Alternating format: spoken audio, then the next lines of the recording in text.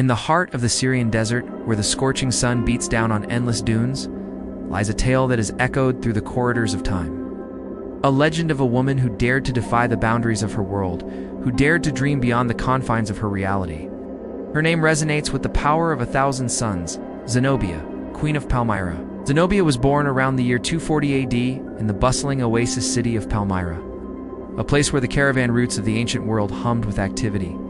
It was here that this extraordinary woman grew up, surrounded by the rich tapestry of cultures that converged at this crossroads of empires. And it was here that she received an education that would lay the foundation for her legendary status. You see, Zenobia was no ordinary princess.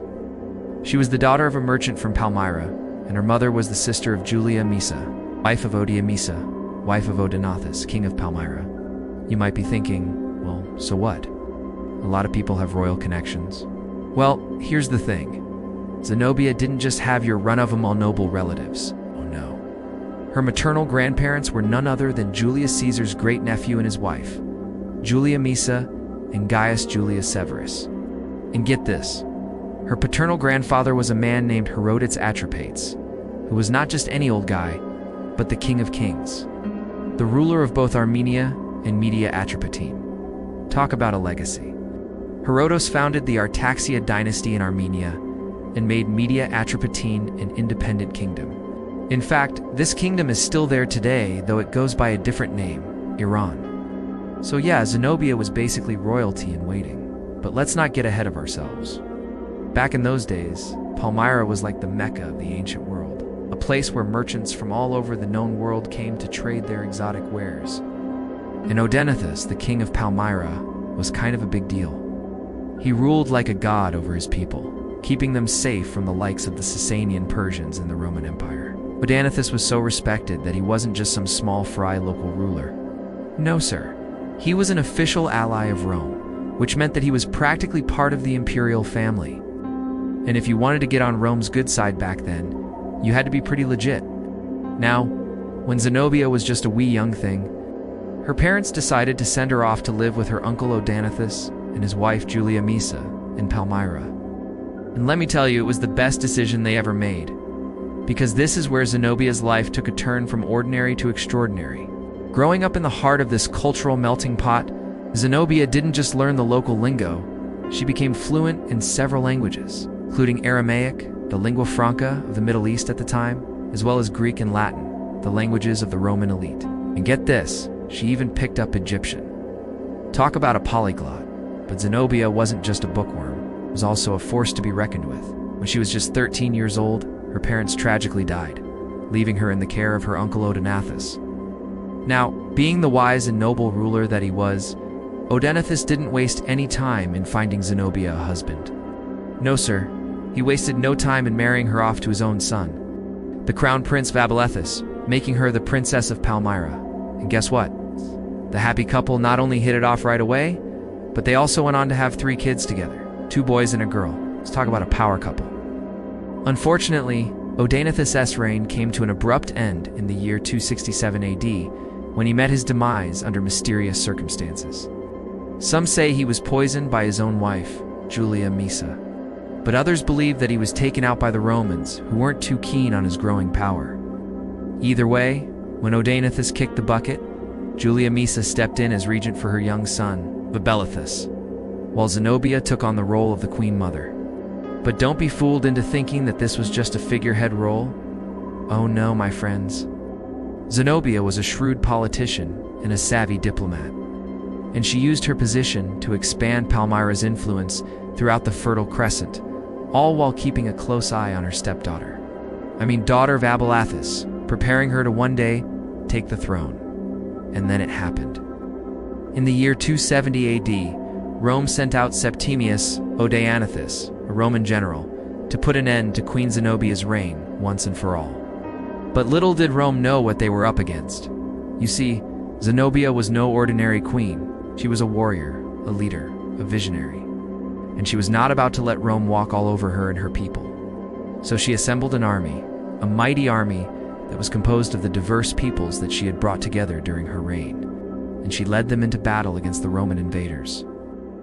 The war was long and brutal, but in the end, it was clear that Rome had made a grave mistake in underestimating Zenobia. For she had forged a coalition that was as diverse and resilient as the armies of Alexander the Great. Her army may not have been as large as Rome's, but they were more diverse and perhaps even more resilient. They were a melting pot of soldiers from Persia, Arabia, India, and even Africa, all united under the banner of Palmyra. They were a force to be reckoned with, and they proved it by inflicting heavy casualties on Rome's legions. It wasn't just brute force that made Zenobia's army formidable. Oh no, she had a secret weapon, her own personal army of assassins. These elite fighters were trained in the art of stealth and deception, and they struck fear into the hearts of Rome's generals. They were the ultimate special forces team, and they played a crucial role in securing victories for Zenobia's forces. As the war raged on, it became clear that Rome was in trouble. Their legions were being decimated by Zenobia's army, and their attempts to negotiate a peace deal were falling apart. It was becoming more and more obvious that Rome needed to bring out the big guns. And so it was that Emperor Aurelian was called upon to lead the Roman forces in the east and crush the rebellion once and for all. Aurelian was a brilliant military strategist and a ruthless leader. And when he arrived on the scene, he wasted no time in turning the tide of the war in Rome's favor. He led his troops on daring raids deep into Palmyrene territory, and he laid siege to the city itself. With each passing day, it became clearer that Rome was winning the war, and Zenobia knew that she was in trouble. So she hatched a plan that would allow her to escape from the clutches of Rome and live to fight another day. As the siege of Palmyra tightened, Zenobia fled to the Persian Empire in the east, hoping that her former allies would come to her rescue.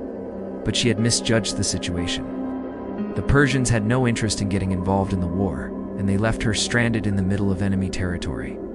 With her back against the wall, Zenobia crossed the Euphrates River into Roman-controlled territory, hoping to rally her supporters and launch a counterattack.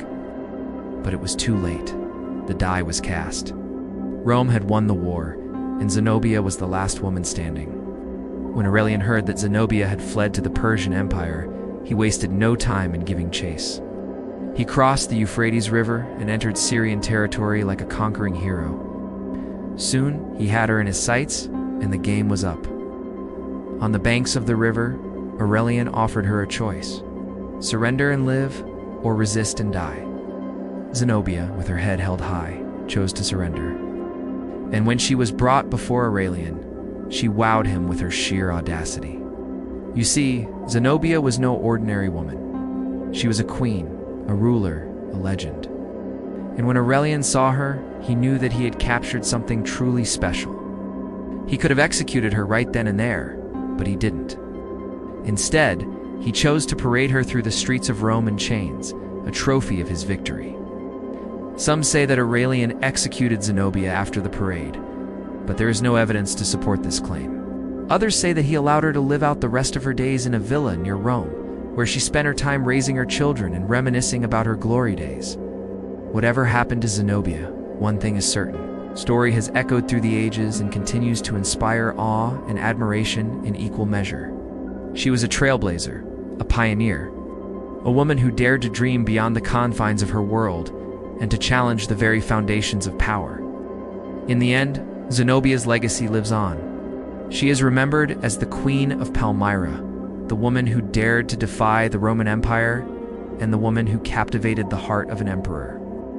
Whether she was executed or allowed to live out her days in relative comfort, one thing is certain: her story will continue to be told for generations to come. I hope you enjoyed this video. If you did, please don't forget to leave us a thumbs up. Thanks for watching.